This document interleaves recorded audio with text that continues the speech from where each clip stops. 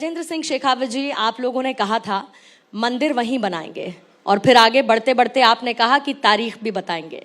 तो अब मंदिर वहीं बन रहा है, तारीख बताई जा चुकी है। 22 जनवरी को रामलला की प्राण प्रतिष्ठा होनी है। सबसे पहले 84, 89, 2014 में आपके द्वारा किया गया वादा अब पूर्ण होने वाला है और राम मंदिर का निर्माण अग्रसर है।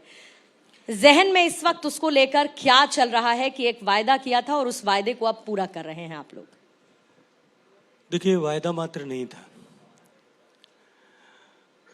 मर्यादा पुरुषोत्तम भगवान श्री राम इस देश के 140 करोड़ लोग, चाहे वो किसी भी मजहब के हैं, किसी भी संप्रदाय के हैं, किसी भी पूजा पद्धति के हैं, किसी भी रास्ते से, किसी भी मार्ग से, किसी आस्था को, पद्धति को मानने वाले लोग हैं, सभी लोगों के लिए मर्यादा पुरुषोत्तम राम का जीवन, उनका चरित्र और उनके प्रति आस्था लगभग समान भाव से देश दुनिया में सभी जगह रहने वाले भारतीय मूल के लोगों के मन में है। और भगवान श्री राम का मंदिर अयोध्या में बने 500 साल से जो ये संघर्ष देश में था, ये संघर्ष समाप्त हुआ और जिस शांति के साथ में, जिस सौहार्द के भाव के साथ में भगवान श्री राम के मंदिर की पूर्णता की ओर अग्रसर है, निश्चित रूप से ये इस सदी की नहीं, इस शताब्दी की नहीं, इस सहस्त्राब्दी की सबसे बड़ी घटनाओं में से एक घटना होगी। भारतीय जनता पार्टी स्थापना के समय से लेकर के निरंतर अपने हर घोषणा पत्र में इस बात का उल्लेख करती थी, वादा करती थी। कुछ राजनीतिक मित्र उसको लेकर के कुछ तरह की टिप्पणियां करते थे, लेकिन आज वो सपना साकार हुआ और मैं मानता हूं कि जिस तरह से पूरे देश में इसको लेकर के एक आस्था का ज्वार, एक सुनामी की तरफ बढ़ रहा है, निश्चित ही भारत में भगवान श्री राम के इस मंदिर के में प्राण प्रतिष्ठा के साथ ही देश में एक नए युग का सूत्रपात होगा और ये नए युग का सूत्रपात भारत को उत्कर्ष की ओर ले जाने के मार्ग में बहुत बड़ी भूमिका का निर्वहन करेगा। भारत हमारा विविधताओं से भरा हुआ देश है, अनेक तरह की संस्कृतियां हैं, अनेक तरह की बोली है, अनेक तरह की भाषाएं हैं, अनेक तरह का खान पान है, अनेक तरह की परिवेश, पदवेश, वेशभूषाएं हैं। इस विविधताओं से भरे हुए भारत को एकता के सूत्र में निबद्ध करने वाली बहुत सारी चीजें हैं। हमारी हिंदी भाषा है, हमारी गंगा नदी है, हमारा तिरंगा है और इसके अतिरिक्त भी अनेक चीजों का उल्लेख किया जा सकता है। भगवान श्री राम इस देश को एकता के सूत्र में निबद्ध करने वाले सबसे बड़े सेतु और तंतु के रूप में होंगे और देश को उत्कर्ष की तरफ ले जाने के मार्ग में बहुत बड़े सूत्रधार के रूप में होंगे।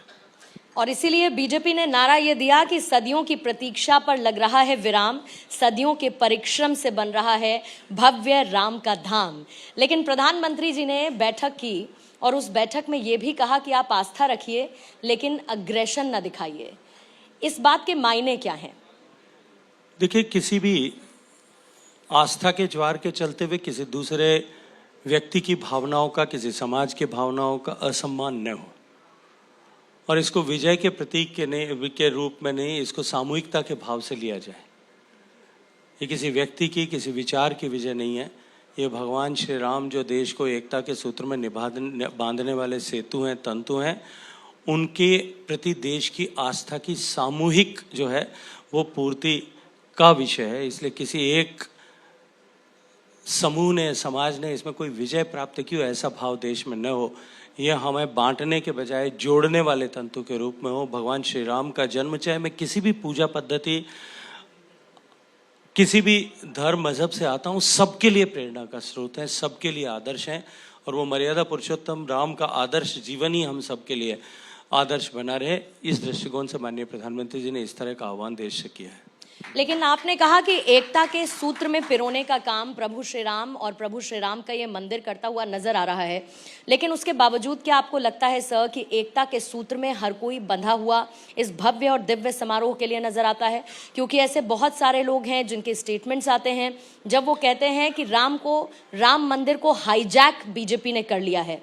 न सिर्फ ये मानसिक गुलामी की तरफ मंदिर का मार्ग लेकर जाता है, मनुवाद की वापसी 500 साल बाद हो रही है। ऐसे बहुत सारे स्टेटमेंट्स बीच में आए जिन्होंने कहीं ना कहीं इस एकता के सूत्र को तोड़ने की कोशिश की। भगवान श्री राम के कालखंड में भी राक्षस वृत्ति के लोगों की उपस्थिति थी। और उसके बाद में इतिहास, लिखित अलिखित इतिहास उठा करके देखिए, हमेशा ही इस तरह की अजरी वृत्ति के लोग जो हैं इस देश में, दुनिया में विद्यमान रहे हैं। आपके शरीर में, मेरे शरीर में भी गुड बैक्टीरिया, बैड बैक्टीरिया दोनों होंगे, और वो हैं तभी अच्छे लोगों की, अच्छे विचार की इज्जत, प्रतिष्ठा और उनकी मान्यता है। देश में ऐसे भी लोग हैं जिन्होंने अपनी राजनीतिक महत्वाकांक्षाओं के चलते हुए सुबह शाम घर में भगवान श्री राम के लिए दिया करते होंगे, आरती करते होंगे, जय जगदीश हरे का पाठ करते होंगे, लेकिन राम के अस्तित्व को नकारने का उन्हीं लोगों ने एफिडेविट भी दिया था और बाद में जनेऊ कुर्ते के ऊपर पहन करके अपने आप को हिंदू दिखाने की कोशिश भी की थी। राजनीतिक महत्वाकांक्षाओं के चलते हुए कुछ लोग मजबूर होकर के इस तरह का बयान देते होंगे। मुझे सिर्फ उन पर दया और तरस के अतिरिक्त और कुछ नहीं आता। राम के नाम को लेकर क्रेडिट पॉलिटिक्स बहुत जबरदस्त इस वक्त चल रही है सर, और मैं चाहूंगी कि इस मंच के जरिए जरा उस विरोधाभास को आप सामने रखिए। जब एक तरफ ये कहा जाता है कि राम के नाम पर बीजेपी राजनीति कर रही है, कुछ लोग ऐसे हैं जिनका आपने भी जिक्र किया कि राम को काल्पनिक बताया गया उनकी तरफ से, वही राम मंदिर, वही जनेऊ, मंदिर मंदिर यात्रा, ये कहते हुए कि राम तो हम सबके हैं। तो फिर ये विरोधाभास कैसे है? क्योंकि आपने तो कह दिया था कि आप राम मंदिर बनाएंगे, फिर उसमें बीजेपी पॉलिटिक्स का क्रेडिट लेती हुई, राम मंदिर निर्माण का क्रेडिट लेती हुई पॉलिटिक्स में नजर आ रही है, और 2024 का चुनावी मुद्दा भी राम पर ही लड़ेगी, ये भी कहा जा रहा है। देखिए, कुछ लोगों के लिए राम राजनीति का विषय हो सकता है, लेकिन इस देश के अधिकांश लोग, उनके लिए राम आस्था का विषय है। राम उनके हृदय से जुड़ा हुआ, उनके मन से, उनके डीएनए से जुड़ा हुआ विषय है।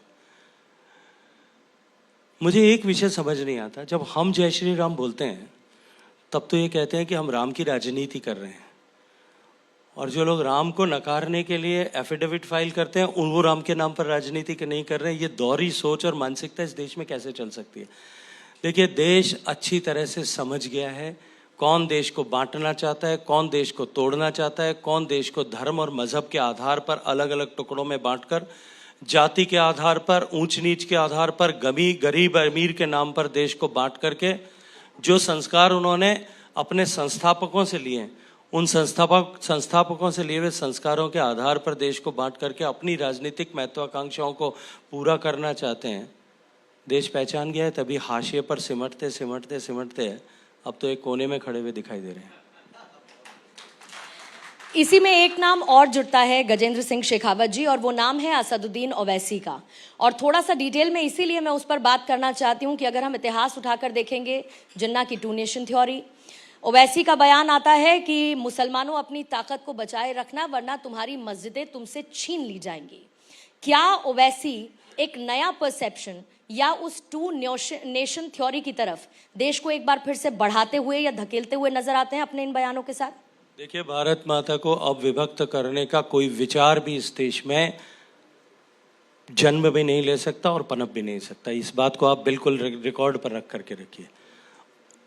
और जहाँ तक जिनकी चर्चा आपने की है, जनाब ओवैसी साहब, उनकी राजनीति ही इसी विषय से चलती है। सामान्यतः पाकिस्तान की राजनीति को लेकर के इस तरह से कहा जाता है कि वहाँ भारत का विरोध अगर वो न करें तो वहाँ राजनीतिक पार्टी सर्वाइव नहीं कर सकती। बेचारे अपने सर्वाइवल के लिए राम के नाम का किसी दूसरी तरह से उपयोग कर रहे हैं। राम के घर में सबके लिए है, सब तरह के विचारों के लिए जो है वो इतनी विशालता है उनके हृदय में, राम के विचार के हृदय में इतनी बड़ी विशालता है कि सब बेचारों के लिए जो है वहाँ कहीं ना कहीं किसी न कोने में स्थान मिल ही जाएगा। इसके बाद जरा राजस्थान पे मैं आपसे बात करना चाहूंगी, क्योंकि राजस्थान में आपको बीजेपी को एक प्रचंड जीत मिली, और जिस तरीके से चुनावी कैंपेन में टॉप लीडरशिप से लेके आपकी भूमिका उसमें बहुत महत्वपूर्ण नजर आई, और आप एक किंग मेकर की भूमिका के तौर पर राजस्थान चुनाव में जीत के तौर पर उभरे। इस जीत को आप कैसे देखते हैं? और दूसरा, बीते कुछ वक्त में हमने ये देखा कि केंद्र में राजस्थान का रिप्रेजेंटेशन बढ़ चढ़कर मिला। पिछली बार हम देखें तो चाहे स्ट्रैटेजी मेकिंग में कह लीजिए या चेहरों के तौर पर कह लीजिए, आने वाले 2024 के लिए भी क्या राजस्थान का प्रतिनिधित्व उसी तरीके से देखने को मिलेगा? और विधानसभा चुनावों की जीत पर आप क्या कहना चाहेंगे? देखिए, विधानसभा जी के इस समर में, चुनाव के समर में, एक कार्यकर्ता होने के नाते भारतीय जनता पार्टी का सिपाही होने के नाते जितनी जिम्मेदारी मेरी थी, मैंने उस जिम्मेदारी का निष्ठा के साथ में निर्वहन करने का प्रयास किया था। अगर जीत का श्रेय किसी को जाता है तो माननीय नरेंद्र मोदी जी को जाता है, उनकी नीतियों को जाता है, उनके चेहरे को जाता है। उन पर राजस्थान और देश की जनता का जो विश्वास है, जो गरीबों का विश्वास है, जिनके जीवन में परिवर्तन लाने के संकल्प के साथ उन्होंने पिछले 10 साल में काम किया है, जिसके परिणाम स्वरूप 13 करोड़ गरीब गरीबी की रेखा से बाहर निकल करके सम्मान के साथ में मध्यम वर्ग का जीवन जीने का सौभाग्य प्राप्त कर चुके हैं। नरेंद्र मोदी जी के प्रति जनता की इस आस्था, उनके चेहरे के प्रति विश्वास और उनके किए गए काम के आधार पर जनता ने हमें राजस्थान की सेवा करने का अवसर प्रदान किया है। इस बार जब तीनों राज्यों में आपने मुख्यमंत्री चुने तो ऐसे ऐसे चेहरे थे जिनकी शायद किसी ने उम्मीद भी नहीं की थी। वो नाम बहुत कम लोग जानते थे कि भाई ये नाम का कोई व्यक्ति है भी, जिम्मेदारी संभाल रहा है। ऐसे में जब मैंने कार्यकर्ताओं से बात की तो उनका ऐसा कहना था कि इससे उनके मन में एक उम्मीद का भाव जगा है कि आने वाले वक्त में उनको भी बड़ी जिम्मेदारियों से बीजेपी नवाज सकती है और उनको बड़ी। तो ये कितना उत्साहवर्धक है उन कार्यकर्ताओं के लिए जो कि जमीनी स्तर पर काम करते हैं। देखिए, भारतीय जनता पार्टी के लिए कोई नया विषय नहीं है। सामान्य सदस्य के रूप में भारतीय जनता पार्टी के परिवार में सम्मिलित होना, सदस्य को कार्यकर्ता के रूप में विकसित करना और कार्यकर्ता को नेता बनाना, ये भारतीय जनता पार्टी के विचार, प्रवाह और कार्यपद्धति का हिस्सा है। यहाँ भजनलाल जी से लेकर के देश भर में मैं ऐसे अनेक उदाहरण दे सकता हूँ जहाँ भारतीय जनता पार्टी का सामान्य सदस्य के रूप में पंजीकृत हुआ व्यक्ति अपनी निष्ठा, अपने परिश्रम और पार्टी के प्रति समर्पण के भाव के साथ में काम करता हुआ पार्टी के शीर्षस्थ पदों तक पहुंचा है। भारतीय जनता पार्टी के वर्तमान राष्ट्रीय अध्यक्ष आदरणीय नड्डा जी से लेकर के आदरणीय अमित शाह जी से लेकर के मेरे जैसा छोटा कार्यकर्ता गजेंद्र सिंह तक हजारों ऐसे चेहरे मैं आपको दिखा सकता हूं जिन्होंने सीढ़ी दर सीढ़ी चलते हुए उनका इवोल्यूशन हुआ और वो आज ऐसी महत्वपूर्ण जिम्मेदारियों का निर्वहन कर रहे हैं। यहाँ नेताओं के आधार पर राजनीति नहीं, कार्यकर्ताओं के आधार पर काम करते हुए कार्यकर्ताओं को नेता बनाने की काम जो है भारतीय जनता पार्टी के विचार, प्रवाह, पद्धति और कार्य पद्धति का हिस्सा है। प्रधानमंत्री नरेंद्र मोदी हमेशा डबल इंजन सरकार की बात करते हैं, विकास की बात करते हैं। प्रधानमंत्री ने हर एक मंच से 4 जातियों का जिक्र किया कि असल मायने में उनका विकास ही देश का विकास होगा। लेकिन क्योंकि आप केंद्र में हैं, आरोपों की झड़ी लगती है। ऐसे में बीजेपी के ऊपर ईडी के बेजा इस्तेमाल और वेंडेटा पॉलिटिक्स का जबरदस्त आरोप लगता है। क्या बीजेपी उसके जवाबों को, उन सवालों को कैटर करना चाहती है या इग्नोर? देखिए, इग्नोर करने का कहीं विषय नहीं है। भ्रष्टाचार के विरुद्ध हमारी जीरो टॉलरेंस की नीति है। हमने पहले दिन 2014 में जिस दिन नरेंद्र मोदी जी सरकार में आए थे उसी दिन ये बात पूरे स्पष्टता के साथ में देश के सामने व्यक्त की थी। हमारा संकल्प था जिस किसी ने भी भ्रष्टाचार से धन अर्जित किया है निश्चित रूप से उसके खिलाफ कार्रवाई होनी चाहिए। जहां तक ईडी के द्वारा किए गए केसेस की जो बात है, देश में एनफोर्समेंट डायरेक्टरेट ने अब तक जितने केसेस किए हैं, मैं आधिकारिक रूप से कह रहा हूं, उनमें से 96.5% केसेस में कन्विक्शन हुआ है कोर्ट में। पिछले 10 साल के केसेस के बारे में बात कर रहा हूं। दुनिया की किसी भी इन्वेस्टिगेशन एजेंसी, भारत की बात नहीं कर रहा हूं, दुनिया की किसी भी इन्वेस्टिगेशन एजेंसी का यह सक्सेस रिकॉर्ड नहीं है कि जिसको 96.5% कन्विक्शन हुआ। अगर झूठे केस किए होते तो न्यायालय ने कन्विक्शन किया होता। और जो total number of cases ED ने अब तक किए हैं, जितनी कार्रवाई की है, उसका केवल 3% ऐसे लोगों के जो है खिलाफ है जो या तो जनप्रतिनिधि हैं या जनप्रतिनिधि के रूप में उन्होंने काम किया है। अब ये तो निश्चित रूप से जनता को और देश को समझने की आवश्यकता है कि ऐसे लोग जो जनप्रतिनिधि के होते हुए भी काम कर, जनप्रतिनिधि के रूप में जनता ने अवसर देने के बाद में भी यदि भ्रष्टाचार के मामले में लिप्त हैं तो उनके खिलाफ कार्रवाई होनी चाहिए कि नहीं होनी चाहिए, मैं आपके दर्शकों से आपके माध्यम से पूछना चाहता हूँ। संकल्प से सिद्धि की बात आप हमेशा करते हैं। नमामि गंगे प्रोजेक्ट है, कब तक हम गंगा को अविरल और स्वच्छ पूरी तरह से देख पाएंगे? और दूसरा, जिस जल शक्ति मिशन की आप बात करते हैं, हर घर जल पहुंचाना, साफ पानी नल के द्वारा पहुंचाना, उसको लेकर सरकार किस तरीके से प्रयासरत है? देखिए, जहां तक मिशन नमामि गंगे का विषय है, गंगा जितनी लंबाई की दुनिया की जो सर्वश्रेष्ठ 10 नदियां हैं मैं जिम्मेदारी के साथ में कह रहा हूं कि गंगा उनमें से एक है। इतनी लंबाई की दुनिया की सारी नदियों में से जो साफ नदियां हैं उनमें 10 बेस्ट में से एक गंगा है। जो सफलता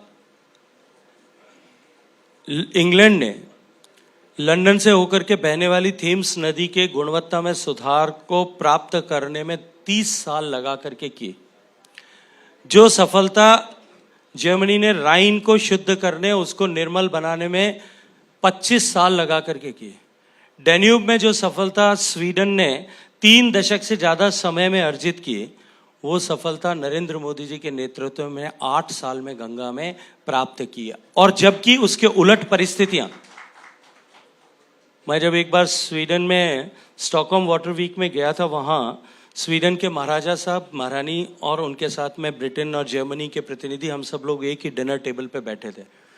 वहाँ ये विषय आया था और इस विषय पर चर्चा हो रही थी। तब मैंने स्वीडन के महाराजा साहब को ये कहा था कि हमने जो सफलता आप लोगों ने 3-3, 2.5 दशक और 3 दशक में अर्जित की है, वो 5-7 साल में अर्जित की है। महत्वपूर्ण उसमें यह है कि स्वीडन में आपके जितनी कुल आबादी है उतने लोग रोज गंगा नदी में डुबकी लगाते हैं।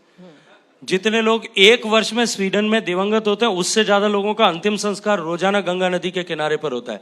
जितनी स्वीडन में पूरी कुल मिलाकर के कैटल पॉपुलेशन है, उतनी उससे ज्यादा गौ माता और भैंस जो है रोजाना गंगा नदी में स्नान करती है। उसके बाद में भी मेरी गंगा नदी आपकी डैन्यूब के बराबर स्वच्छ है।